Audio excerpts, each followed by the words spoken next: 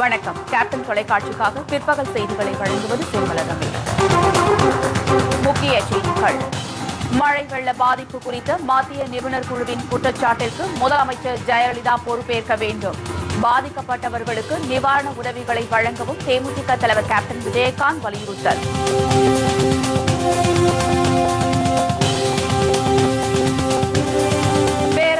அண்ணாவின் 47வது நினைவு தினம் மலர் தூவி மரியாதை செலுத்தினார் கேப்டன் விஜயகாந்த்.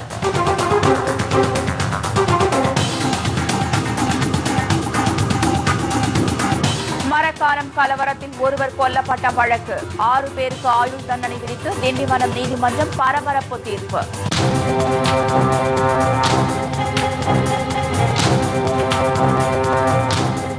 டிஎன்பிஎஸ்சிக்கு தகுதியற்ற உறுப்பினர்கள் நியமனம் செய்யப்பட்டதாக புகார். 4 வாரத்திற்குள் பதிலளிக்க தமிழக அரசுக்கு சென்னை உயர்நீதிமன்றம் நோட்டீஸ்.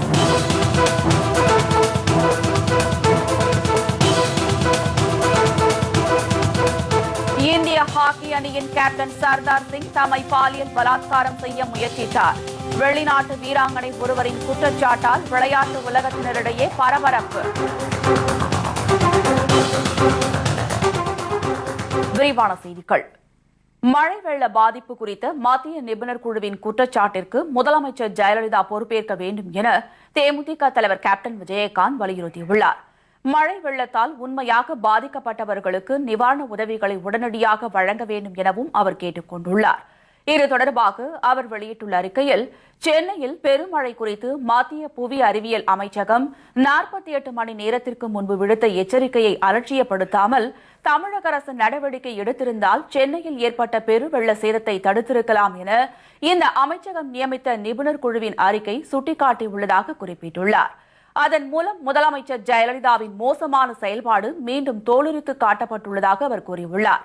மேலும் அக்குழு 3 நாட்களுக்கு முன்பே தமிழக அரசுக்கு விடுத்த எச்சரிக்கையை மிதித்திருந்தால் குஜராத், ஒடிசா மாநிலங்கள் போல் பேரிழப்பை தடுத்திருக்கலாம் என்றும், அளவுக்கு அதிகமாக பெய்த மழை மட்டுமே வெள்ளத்திற்கு காரணமல்ல என்றும், சென்னையில் உள்ள மோசமான வடிகால் வசதிகளும் நீர்நிலைகள் முறையாக பராமரிக்கப்படாததும், செம்பரம்பாக்கம் ஏரியிலிருந்து அதிக அளவு தண்ணீர் திறக்கப்பட்டதும் தான் காரணம் என்றும் கூறியுள்ளதையும் எடுத்துக்காட்டியுள்ள கேப்டன், வெள்ளம் குறித்த கணக்கீடும் அதன் அபாயம் குறித்து பொதுமக்களுக்கு எச்சரிக்கை விடுத்து பாதுகாப்பு ஏற்பாடுகள் செய்வது மாநில அரசின் கடமை என்றும் மத்திய நிபுணர் குழுவின் அறிக்கையில் தெளிவாக தெரிவிக்கப்பட்டுள்ளதாகவும் குறிப்பிட்டுள்ளார்.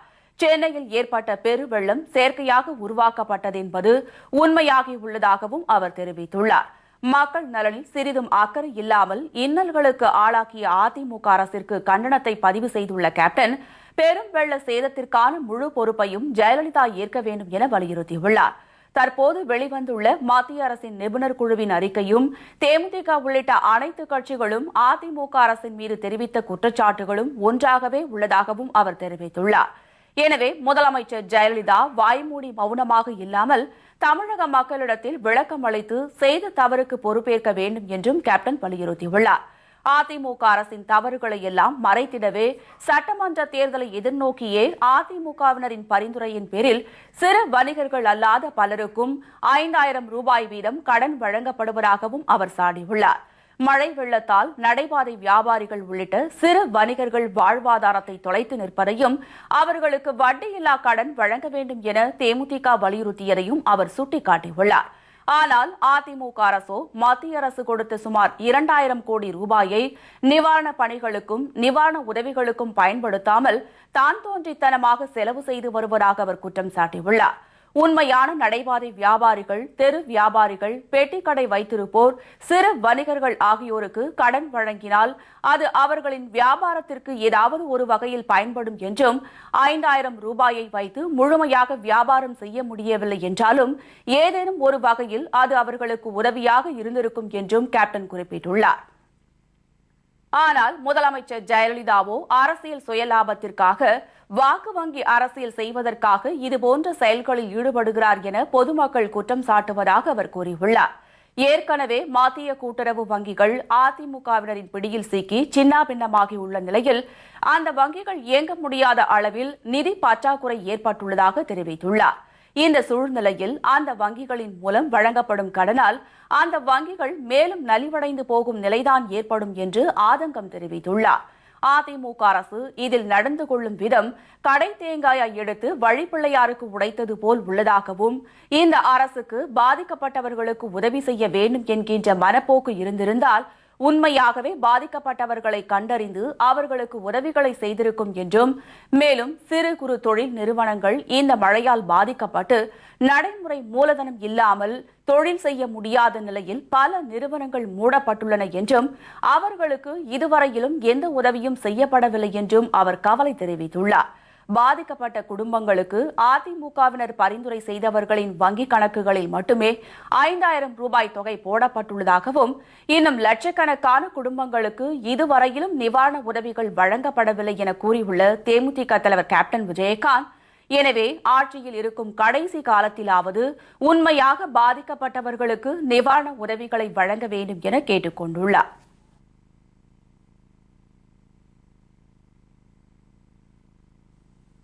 பேரறிஞர் அண்ணா நினைவு தினத்தை முன்னிட்டு அவரது திருவுருவ படத்திற்கு தேமுதிக தலைவர் கேப்டன் விஜயகாந்த் மலர் தூவி மரியாதை செலுத்தினார். பேரறிஞர் அண்ணாவின் 47வது நினைவு தினம் இன்று தமிழகம் முழுவதும் அனுசரிக்கப்பட்டு வருகிறது. இதனையொட்டி சென்னை கோயம்பேட்டில் உள்ள தேமுதிக தலைமைக் கழகத்தில் அலங்கரித்து வைக்கப்பட்டுள்ள அண்ணாவின் திருவுருவ படத்திற்கு தேமுதிக தலைவர் கேப்டன் விஜயகாந்த் மலர் தூவி மரியாதை செலுத்தினார்.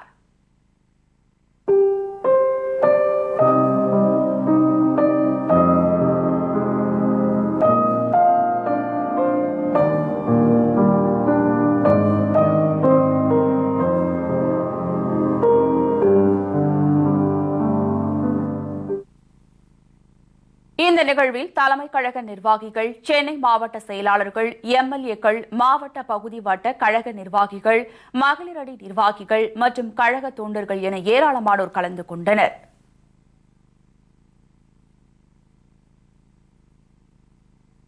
மரக்காணம் கலவரத்தில் ஒருவர் கொல்லப்பட்ட வழக்கில் குற்றவாளிகள் 6 பேருக்கு ஆயுள் தண்டனை விதித்து திண்டிவனம் நீதிமன்றம் உத்தரவிட்டுள்ளது. கடந்த 2013ஆம் ஆண்டு வன்னியர் சங்கம் சார்பில் மாமல்லபுரத்தில் நடைபெற்ற இளைஞர் பெருவிழாவில் பங்கேற்க சென்ற பாமகவினருக்கும் மற்றொரு பிரிவினருக்கும் புதுவை கிழக்கு கடற்கரை சாலையில் மோதல் வெடித்து பெரும் கலவரம் ஏற்பட்டது. இதைத் தொடர்ந்து அராஜகத்தில் ஈடுபட்ட பாமகவினர் 11க்கும் அதிகமான வீடுகளை தீ வைத்து சேதப்படுத்தினர். மேலும் அரசு மற்றும் தனியார் பேருந்துகள் தீயிட்டு கொளுத்தப்பட்டன. பாமகவினர் நிகழ்த்திய இந்த வன்முறை வெறியாட்டத்தில் அரியலூர் வெண்மான் கொண்டத்தைச் சேர்ந்த செல்வராஜ் என்பவர் உயிரிழந்தார். இது தொடர்பாக மணிகண்டன் உள்ளிட்ட 6 பேரை கைது செய்தனர். இந்த வழக்கு திண்டிவனம் 2வது கூடுதல் மாவட்ட அமர்வு நீதிமன்றத்தில் நடைபெற்று வந்தது. இந்நிலையில் வழக்கை விசாரித்த நீதிபதி செல்வ முத்துக்குமாரி குற்றவாளிகள் 6 பேருக்கு ஆயுள் தண்டனை விதித்து பரபரப்பு தீர்ப்பு அளித்தார். டிஎன்பிஎஸ்சிக்கு தகுதியற்ற உறுப்பினர்கள் நியமனம் செய்யப்பட்டுள்ளதாக தொடரப்பட்ட வழக்கில் 4 வாரத்திற்குள் பதிலளிக்க தமிழக அரசுக்கு சென்னை உயர்நீதிமன்றம் உத்தரவிட்டுள்ளது. டிஎன்பிஎஸ்சிக்கு 11 உறுப்பினர்களை அண்மையில் தமிழக அரசு நியமித்தது. இதில் அதிமுகவைச் சேர்ந்தவர்களை அதிக அளவில் வாய்ப்பளித்து டிஎன்பிஎஸ்சியை அதிமுக கட்சி அலுவலகமாக மாற்றிவிட்டதாக எதிர்க்கட்சிகள் குற்றம் சாட்டி வருகின்றன. இந்நிலையில் இது தொடர்பாக திமுகவைச் சேர்ந்த TKS இளங்கோவன் சென்னை உயர்நீதிமன்றத்தில் மனு தாக்கல் செய்திருந்தார்.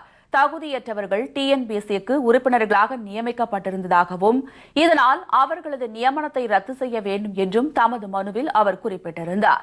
இந்த வழக்கை விசாரித்த நீதிமன்றம் இது தொடர்பாக பதிலளிக்க தமிழக அரசு ஆளுநரின் செயலாளர் மற்றும் புதிய உறுப்பினர்கள் 11 பேரும் விளக்கம் அளிக்க உத்தரவிட்ட நீதிமன்றம் இந்த வழக்கின் அடுத்த விசாரணையை வரும் மார்ச் 4ஆம் தேதிக்கு ஒத்திவைத்து உத்தரவிட்டார். இந்திய ஹாக்கி அணியின் கேப்டன் சர்தார் சிங் தம்மை பாலியல் பலாத்காரம் செய்ய முயற்சித்தார் என இங்கிலாந்தைச் சேர்ந்த பெண் ஒருவர் பாலியல் புகார் அளித்துள்ளது விளையாட்டு உலகத்தினரிடையே பரபரப்பை ஏற்படுத்தியுள்ளது.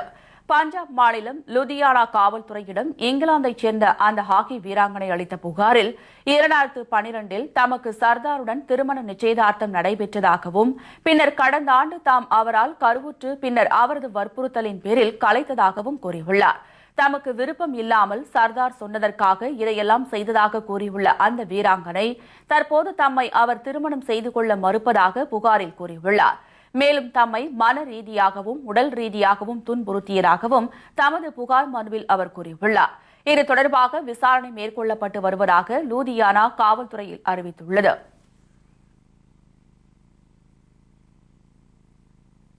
நாடாளுமன்ற பட்ஜெட் கூட்டத்தொடர் வரும் 20ஆம் தேதிக்கு பிறகு தொடங்கும் என மத்திய அமைச்சர் வெங்கையா நாயுடு தெரிவித்துள்ளார். பெங்களூருவில் பேசிய அவர், நாடாளுமன்ற கூட்டத்தை கூட்டும் தேதியை இன்னும் முடிவு செய்யவில்லை என்று கூறினார். இருப்பினும் வருகிற 20ஆம் தேதிக்கு பிறகு நாடாளுமன்றத்தின் பட்ஜெட் கூட்டத்தொடர் தொடங்கும் என கூறினார். ஏப்ரல் மாதம் சில மாநிலங்களில் சட்டசபை தேர்தல் நடைபெற உள்ளதால் நாடாளுமன்ற கூட்டத்தை எப்போது தொடங்கி எந்த தேதியில் முடிப்பது என்பது குறித்து எதிர்க்கட்சித் தலைவர்களின் கருத்துக்களை கேட்டுள்ளதாகவும், நாளை நடைபெறும் நாடாளுமன்ற விவகாரங்களுக்கான மத்திய அமைச்சரவை குழுவின் கூட்டத்தில் நாடாளுமன்ற கூட்டத்தை தொடங்கும் தேதி இறுதி செய்யப்படும் என்று வெங்கையா நாயுடு கூறியுள்ளார். பேரறிஞர் அண்ணா நினைவு தினத்தை முன்னிட்டு அவரது நினைவிடத்தில் திமுக தலைவர் கருணாநிதி மரியாதை செலுத்தினார். அண்ணா நினைவு தினத்தை முன்னிட்டு திமுக சார்பில் சென்னையில் அமைதி பேரணி நடைபெற்றது. திமுக தலைவர் கருணாநிதி தலைமையில் நடைபெற்ற இந்த பேரணியில் திமுக பொருளாளர் மு.க. ஸ்டாலின் உள்ளிட்ட அந்த கட்சியின் நிர்வாகிகள் கலந்து கொண்டனர். இதனைத் தொடர்ந்து மெரினா கடற்கரையில் உள்ள அண்ணா நினைவிடத்தில் கருணாநிதி மரியாதை செலுத்தினார்.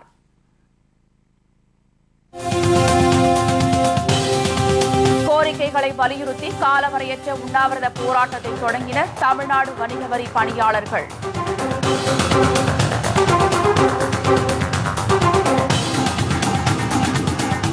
மதுரை மாரியம்மன் கோயில் தெப்பக்குளத்தின் சுற்றுச்சுவரில் உள்ள கலைநயமிக்க பிரதான சிலைகளின் தற்போதைய நிலை சிறப்பு தொகுப்பு மற்றும் பல செய்திகள் விளம்பர இடைவேளைக்கு பிறகு.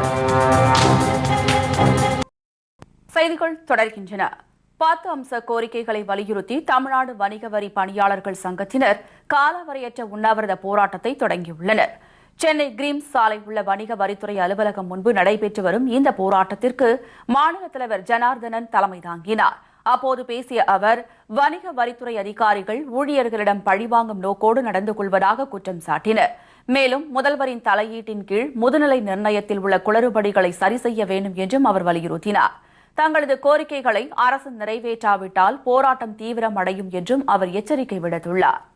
மிக சாதாரணமான கோரிக்கைகளை கூட நாங்கள் முன்வைத்து ஓராண்டுகளுக்கு மேலாக போராடியும் இதுவரை வணிக வரித்துறை நிர்வாகமும் தமிழக அரசும் செவிசாய்க்காத காரணத்தினால் தமிழகம் முழுவதும் வணிக வரித்துறையில் பணியாற்றும் ஊழியர்கள், அலுவலர்கள் ஒட்டுமொத்த தற்செயல் விடுப்பு போராட்டத்தை எடுத்துக்கொண்டு எங்களுடைய உணர்வுகளை வெளிப்படுத்தியும் அதனை சிறிதும் மதிக்காமல் எங்களுடைய கோரிக்கைகளை நிறைவேற்றாத காரணத்தினால் முதற்கட்டமாக காலவரையற்ற உண்ணாவிரத போராட்டத்தினை இன்றைக்கு நாங்கள் துவக்கி இருக்கின்றோம். சென்னை எழும்பூர் தொகுதி தேமுதிக சட்டமன்ற உறுப்பினர் நிதியிலிருந்து சுமார் 12 லட்சம் ரூபாய் மதிப்பில் கட்டப்பட்ட 8 நிழற்குடைகள் மக்களின் பயன்பாட்டிற்கு அர்ப்பணிக்கப்பட்டன. எழும்பூர் தொகுதிக்குட்பட்ட மேகலா திரையரங்கம், ரயில் நிலையம், தாய்சேய் மருத்துவமனை, பெரியமேடு உள்ளிட்ட இடங்களில் இந்த நிழற்குடைகள் கட்டி முடிக்கப்பட்டன. இதனைத் தொடர்ந்து அந்த நிழற்குடைகள் தொகுதியின் தேமுதிக எம்எல்ஏ நல்லதம்பியால் மக்களின் பயன்பாட்டிற்கு அர்ப்பணிக்கப்பட்டன. இதனிடையே சோளிங்கர் சட்டமன்ற தொகுதிக்குட்பட்ட நெல்லிக்குப்பத்தில் உள்ள அரசு பள்ளிக்கு 3 லட்சம் ரூபாய் மதிப்பிலான மேஜைகள், இருக்கைகளை அத்தொகுதியின் தேமுதிக எம்எல்ஏ மனோகர் வழங்கினார்.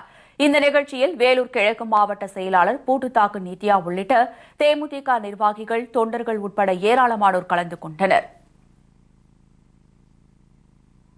தென்னிந்திய கோயில்களிலேயே மிகப்பெரிய தெப்பக்குளம் என்ற பெருமையை பெற்ற மதுரை மாரியம்மன் கோயில் தெப்பக்குளத்தின் சுற்றுச்சுவரில் உள்ள கலைநயமிக்க பிரதான சிலைகள் தற்போது முற்றிலும் சிதைந்து போயுள்ளது. முன்னோர்களின் சிற்பக்கலையை உலகுக்கு பறைசாற்றும் வகையில் அமைக்கப்பட்டுள்ள இந்த சிலைகளை பாதுகாக்க அரசு உரிய நடவடிக்கை எடுக்க வேண்டும் என பொதுமக்கள் கோரிக்கை விடுத்துள்ளனர். மீனாட்சி அம்மன் கோவிலுக்கு சொந்தமான இந்த மாரியம்மன் கோவில் தெப்பக்குளம் தென்னிந்திய கோவில் தெப்பக்குளங்களிலேயே மிக பெரியது என்ற சிறப்பை பெற்றது. வண்டியூர் மாரியம்மன் தெப்பக்குளம் என்ற பெயரில் அழைக்கப்படும் திருமலை நாயக்கரின் ஆட்சி காலத்தில் கட்டப்பட்டது. 304.8 மீட்டர் நீள அகலம் கொண்ட இந்த தெப்பக்குளத்தின் 4 புறமும் சுமார் 15 அடி உயரத்திற்கு கல்லினால் ஆன சுவர் எழுப்பப்பட்டுள்ளது. இதன் நடுவில் உள்ள நீராழி மண்டபத்தில் தோட்டத்துடன் கூடிய விநாயகர் கோவில் ஒன்று உள்ளது. சுரங்க குழாய்களின் மூலம் வைகை நதிநீர் குளத்திற்கு வரும் வகையில் இது வடிவமைக்கப்பட்டுள்ளது. இந்த தெப்பக்குளத்தினை சுற்றி படிக்கட்டுகளுடன் கலைநயமிக்க சிலைகளும் உருவாக்கப்பட்டுள்ளன. அன்னப்பறவை, யாழி என பல்வேறு உருவங்கள் கற்சிலைகளாக செதுக்கப்பட்டுள்ளது இதன் கூடுதல் சிறப்பு. இந்த குளத்தில் ஆண்டுதோறும் தெப்பத் திருவிழா வெகு சிறப்பாக நடைபெறும். இந்த விழாவின் போது அம்மனை சுமந்தபடி வரும் தெப்பத்தை ஓர் இடத்திலிருந்து மற்றொரு இடத்திற்கு இழுத்துச் செல்ல பலம் கொண்ட கயிறுகள் பயன்படுத்தப்படுகின்றன. இந்த கயிறுகளை கொண்டு தெப்பத்தினை 4 புறமும் இழுக்கும் போது ஏற்படுகின்ற இழுவிசையை குறைப்பதற்காக பக்தர்கள் கயிறுகளை குளத்தை சுற்றியுள்ள தூண்களில் கட்டிவிடுகின்றனர். இதனால் நம் முன்னோர்களின் கலைநயத்தை உலகுக்கு பறைசாற்றும் வகையில் அமைக்கப்பட்டுள்ள இந்த சிலைகள் சிறிது சிறிதாக சிதைந்து போவதுடன் கல் தூண்களும் உடைந்து விடும் அபாய நிலைக்கு தள்ளப்பட்டுள்ளது. பாரம்பரியத்திற்கே புகழ் போன எங்களுடைய மதுரைக்கு அடையாளமா இருக்கிறது பார்த்தீங்கன்னா எங்களுடைய தெப்பக்குளம் மட்டும்தான். இந்த தெப்பக்குளத்துல எத்தனையோ சுற்றுச்சுவர்களை சுற்றி எத்தனையோ சிலைகள் இருந்திருக்கு. ஆனால் இப்போ பார்த்தீங்கன்னா அது எல்லாமே கொஞ்சம் கொஞ்சமாக அழிஞ்சுக்கிட்டு வருது. காரணம் என்னன்னா இந்த தெப்ப திருவிழாவோட வேலைப்பாடுகளும் சரி, அதனால எவ்வளவோ சிலைகளை நாங்கள் இழந்துட்டோம். பாரம்பரியத்தை காக்கணும்னு இருக்கக்கூடிய ஒரு தமிழர்களாக நாங்கள் இந்த இடத்துல சொல்கிறோம். இந்த குளத்தை நிர்வகிக்கிற பார்த்தீங்கன்னா மதுரை மீனாட்சி அம்மன் கோயில் கட்டுப்பாட்டுக்குள்ள தான் குளம் இருக்குது. அந்த மதுரை மீனாட்சி அம்மன் கோயிலில் எவ்வளவோ வருமானங்கள் வருது. அதை வச்சு இதெல்லாம் சரி பண்ணலாம். இது பாரம்பரியம்ன்றது நம்ம காத்துக்கிட்டு வர்றது மட்டும்தான் இல்லை, புதுசாக உருவாக்க முடியாது. அதனால இதை கண்டிப்பா மறுபடியும் வருங்கால சந்ததியருக்கு உபயோகப்படுற வகையில இதை விட்டு செல்லலாம் அப்படின்றதுதான் எங்களுடைய கோரிக்கையா. இந்த ஆண்டு நடைபெற்ற தெப்ப திருவிழாவின் போதும் சிற்பத்தை தாங்கிக் கொண்டு நின்றிருந்த தூண் ஒன்று உடைந்து விழுந்ததாக கூறும் அப்பகுதி மக்கள் கோவில் நிர்வாகமும் அரசும் இதன் பிறகாவது நடவடிக்கை எடுத்து சிற்பக்கலையை பாதுகாக்க வேண்டும் என்ற கோரிக்கையை விடுத்துள்ளனர். சிலைகள் உடைஞ்சிருக்கனால பழங்கால பாரம்பரிய அந்த சிலைகளை முழுமையா பார்க்க முடியலையேங்கிற வருத்தம் அந்த பக்தர்களுக்கும் இந்த சுற்றுலாத்தலுக்கு வரக்கூடிய மனிதர்களுக்கும் அந்த வருத்தம் இருக்கு. என்னடா முழுமையான ஒரு சிலையை பார்க்க முடியுமே, அறகுறையார் சிலைகளாக இருக்குது, இது முழுமையா இருக்குந்தா நல்லா இருக்குமேங்கிற நிலைப்பாட்டில் மக்கள் அதை விருப்பத்தோட சொல்றாங்க. அதை முழுமையான முறையில் செயல்படுத்தி கொடுத்தா வர்றவங்களுக்கும் இங்கே உள்ள மக்களுக்கும் நல்ல நிறைவாக இருக்கும். தெப்பக்குளங்க மதுரை மீனாட்சி அம்மன் கோயிலை சேர்ந்தது. ஆனால் இது சுற்றியில் பார்த்தீங்கன்னா ஃபுல்லாக நிறைய சேதம் அடைஞ்சிருக்கு. இது நல்லா சீர்படுத்தலாம். ஏன்னா மீனாட்சி அம்மன் கோயிலுக்கு நிறைய வருமானம் இதெல்லாம் வருது. அதை வச்சு புராதன சின்னம் இதெல்லாம் நமக்கு கிடைக்கவே கிடைக்காது. அதை இப்படி சேதப்படுத்துகிறாங்க. அதை கொஞ்சம் பார்த்தாங்கன்னா நல்லா இருக்கும். ஏன்னா நாங்கள் மதுரையிலேயே இருக்கிறவங்க ரொம்ப வருத்தமாக இருக்கு. புராதன சின்னங்கள்லாம் இப்படி சேதம் அடைகிறது. அதை சீர்படுத்தினா நல்லா இருக்கும். இனி வரும் காலங்களில் தெப்பத்தை இழுத்து கட்டுவதற்கு கற்சிலைகள் தாங்கி நிற்கும் தூண்களை பயன்படுத்தாமல் மாற்று வழிகளை பின்பற்ற வேண்டும் என சமூக ஆர்வலர்களும் வலியுறுத்தி வருகின்றனர். கற்சிற்பங்களை உருவாக்கும் செயல் ஒருபுறம் ஆமை வேகத்தில் நடந்து வந்தாலும் முந்தைய காலத்தில் நம் முன்னோர்களால் உருவாக்கப்பட்ட சிற்பக்கலையை பாதுகாப்பது நமது கடமை என்பதை உணர வேண்டும் என்பதே அனைவரின் எதிர்பார்ப்பாக உள்ளது. தமிழக சிறைகளில் உள்ள இஸ்லாமிய கைதிகளை விடுவிக்க வலியுறுத்தி சென்னையில் இந்திய தேசிய லீக் கட்சியின் பெண்கள் அமைப்பினர் போராட்டம் நடத்தினர். சென்னை திருவல்லிக்கேணியில் நடைபெற்ற இந்த போராட்டத்தில் நூற்றுக்கணக்கான பெண்கள் கலந்து கொண்டு தங்களின் கோரிக்கையை வலியுறுத்தி முழக்கங்களை எழுப்பினர். சுமார் 18 ஆண்டுகளுக்கு மேலாக தமிழக சிறைகளில் 48க்கும் அதிகமான இஸ்லாமிய கைதிகள் உள்ளதாகவும் அவர்களை உடனடியாக விடுவிக்க நடவடிக்கை எடுக்க வேண்டும் எனவும் அவர் வலியுறுத்தினார். 18 வருஷமா சிறையில் இருக்கிற எங்க இஸ்லாமிய கைதிகளுக்கு எந்த விதமான சலுகையும் இல்லை. இதுவரைக்கும் விடுதலை பற்றியான எந்த விதமான பேச்சுவார்த்தையும் இல்லைங்க. எங்களுடைய வாழ்க்கை நிலம் பார்த்தீங்கன்னா ரொம்பவும் தரைமட்டத்தில் இருக்குது. கணவன் இல்லாமல் ஒரு மனைவி வாழ்றதுங்கிறது ரொம்ப சிரமமான விஷயம். எங்களுக்கு இந்த அரசாங்கம் எந்த இதுவும் செய்யலை, எந்த சலுகையும் இல்லை. எங்களுக்கு விடுதலைக்கு ஏற்பாடு பண்ணுங்க, எங்கள் கணவனோட எங்களை சேர்ந்து வாழ வைக்க வழி காட்டுங்கன்னு சொல்கிறோம். நாங்கள் வேற எந்த உரிமையும் கேட்கலங்க. எங்களோட உரிமையை கேட்குறோம், எங்கள் கணவரோட வாழக்கூடிய உரிமையை கேட்குறோங்க. அந்த உரிமையை மட்டுமாவது எங்களுக்கு கொடுங்கன்னு கேட்குறோம். தமிழகத்தில் உள்ள அனைத்து கட்சி தலைவர்களையும் சந்திக்க திட்டமிட்டுள்ளதாகவும் போராட்டத்தில் ஈடுபட்ட பெண்கள் கூறியுள்ளனர். இஸ்லாமியர்களின் இந்த போராட்டம் காரணமாக திருவல்லிக்கேணி பகுதியில் ஏராளமான போலீசார் குவிக்கப்பட்டிருந்தனர்.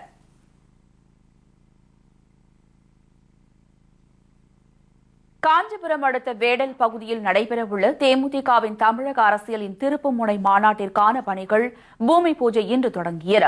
வருகிற 20ஆம் தேதி காஞ்சிபுரம் மாவட்டம் சென்னை பெங்களூர் தேசிய நெடுஞ்சாலையில் உள்ள வேடல் எனும் பகுதியில் தேமுதிகவின் தமிழக அரசியலின் திருப்புமுனை மாநாடு நடைபெறவுள்ளது. இதற்காக தேர்வு செய்யப்பட்ட இடத்தில் இன்று பந்தக்கால் நடப்பட்டு பூமி பூஜை போடப்பட்டது. பின்னர் தேமுதிக கொடியும் ஏற்றப்பட்டது. தலைமை நிலைய செயலாளரும் எம்எல்ஏவுமான பார்த்தசாரதி, ஆனகை முருகேசன் எம்எல்ஏ ஆகியோர் தலைமையில் நடைபெற்ற இந்த நிகழ்ச்சியில் மாவட்ட கழக செயலாளர்கள் தங்கபாண்டியன், கிருஷ்ணமூர்த்தி, சட்டமன்ற உறுப்பினர்களான CH சேகர், பாபு முருகவேல் உள்ளிட்ட தேமுதிக நிர்வாகிகள், தொண்டர்கள் என திரளாக கலந்து கொண்டனர்.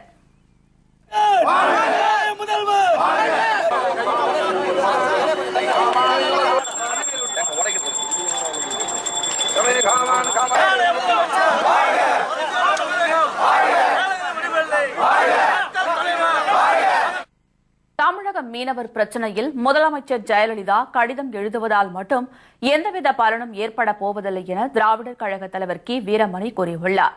காரைக்காலில் நடைபெற்ற தெருமுனை பகுத்தறிவு பரப்புரை கூட்டத்தில் கலந்து கொண்ட பின்னர் பேசிய அவர், கச்சத்தீவு தாரை வார்க்கப்பட்டது முதல் தமிழகம் மற்றும் காரைக்கால் மீனவர்களின் உரிமைகள் சுருக்கப்பட்டு வருவதாக கூறினார். இந்த பிரச்சினையில் முதலமைச்சர் ஜெயலலிதா தொடர்ந்து கடிதம் எழுதுவதாகவும் இதனால் எந்த பலனும் இல்லை என்றும் அவர் கூறினார். மத்திய அரசுக்கு அழுத்தம் கொடுத்து கச்சத்தீவை மீட்க அரசு நடவடிக்கை எடுக்க வேண்டும் என வீரமணி வலியுறுத்தினார். கச்சத்தீவை இலங்கைக்கு தாரை வார்த்த பிற்பாடு அவர்களுடைய உரிமை வெகுவாக சுருக்கப்பட்டும் அது அகற்றப்பட்டும் இருக்கக்கூடிய அளவில் இன்றைக்கு இருந்து கொண்டிருக்கிறது. இலங்கையிலே வந்திருக்கிற அரசுகள் மாறினாலும் அவர்களுடைய தன்மை மாறியதாக தெரியவில்லை. தமிழக முதலமைச்சரை பொறுத்தவரையில் அவர்கள் கடிதம் எழுதினேன் இதுவரை 101வது கடிதம் எழுதியிருக்கிறாரே தவிர கடிதம் எழுதினால எந்த பயனும் உடனடியே ஏற்பட்டு விடாது. சென்னை தண்டையார்பேட்டை RK நகரில் அரசு வேலை வாங்கி தருவதாக கூறி 3 லட்சம் ரூபாய் மோசடி செய்த அதிமுக பிரமுகர் கைது செய்யப்பட்டார். தண்டையார்பேட்டை தண்டவராயன் தெருவைச் சேர்ந்த பாலசுப்ரமணி என்பவர்தான் கைது செய்யப்பட்டுள்ளார். அதிமுக பிரமுகரான இவர் வைத்தியநாதன் பலத்தில் டீ கடை நடத்தி வருகிறார். கோபியின் உறவினர்களுக்கு அரசு வேலை வாங்கி தருவதாக கூறியுள்ளார். இதற்காக அவரிடமிருந்து 3 லட்சம் ரூபாயை பாலசுப்ரமணி பெற்றுள்ளார். ஆனால் 2 ஆண்டுகளை கடந்தும் வேலை வாங்கி தராமல் இழுத்தடித்துள்ளார். பின்னர் இது தொடர்பாக கோபி அளித்த புகாரின் பேரில் பாலசுப்ரமணியை கைது செய்த போலீசார் புழல் சிறையில் அடைத்தனர்.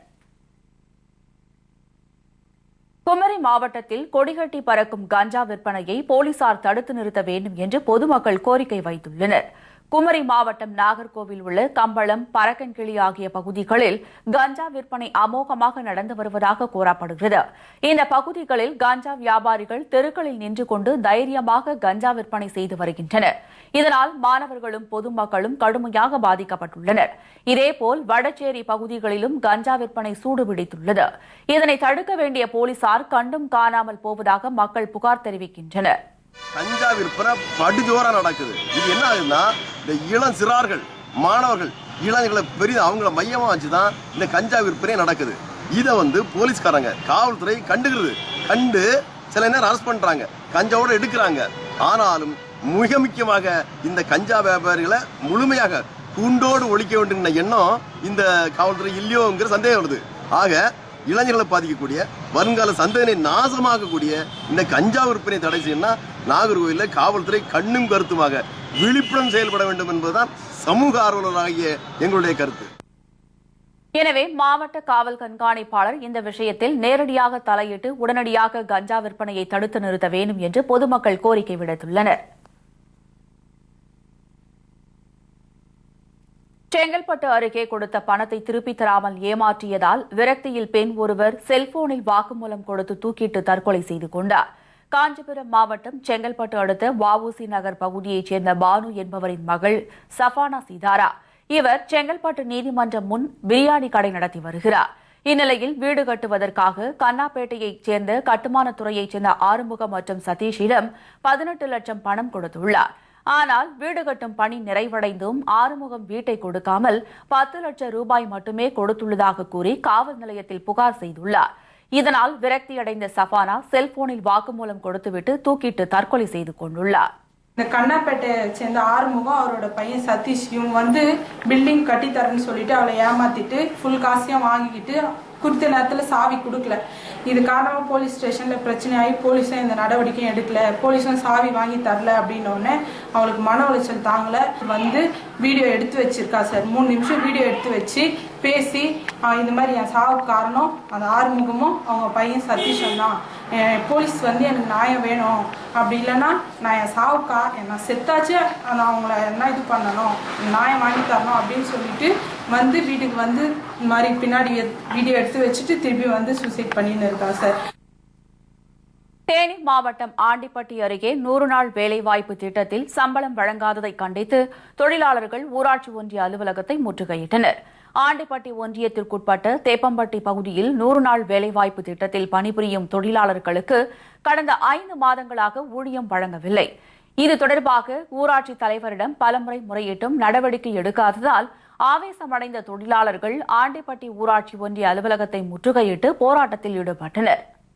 நீ எந்த அதிகாரிகிட்ட போய் சொல்லுவியோ, எந்த அதிகாரிகிட்ட நீ சொல்லு, நாங்கள் பார்த்துக்கிறோம், எனக்கு மேலே பெரிய அதிகாரி யார் இருக்காங்க அப்படின்னு சொல்கிறாங்க சார். இதுக்கு நாங்கள் அதுக்கு மக்கள் பூரா வந்திருக்கோம் சார். 5 மாதம் ஆச்சுங்க சார் சம்பளம் ஏறி. இப்போ சார் சொல்லிட்டாரு, நீங்கள் போங்க, வெள்ளிக்கிழமை சம்பளம் வெள்ளிக்கிழமை ஏறலைன்னா 1 மணிக்கு மேலே நீங்கள் எங்கள் ஸ்டேஷனுக்கு வாங்க, நான் உங்களுக்கு சம்பளம் தர்றேன் அப்படின்னு சொல்லி சார் சொல்கிறாருங்க சார். ஊதியம் வழங்க ஓரிரு நாட்களில் நடவடிக்கை எடுக்கப்படும் என அதிகாரிகள் உறுதியளித்ததை அடுத்து முற்றுகை போராட்டத்தை தொழிலாளர்கள் கைவிட்டனர்.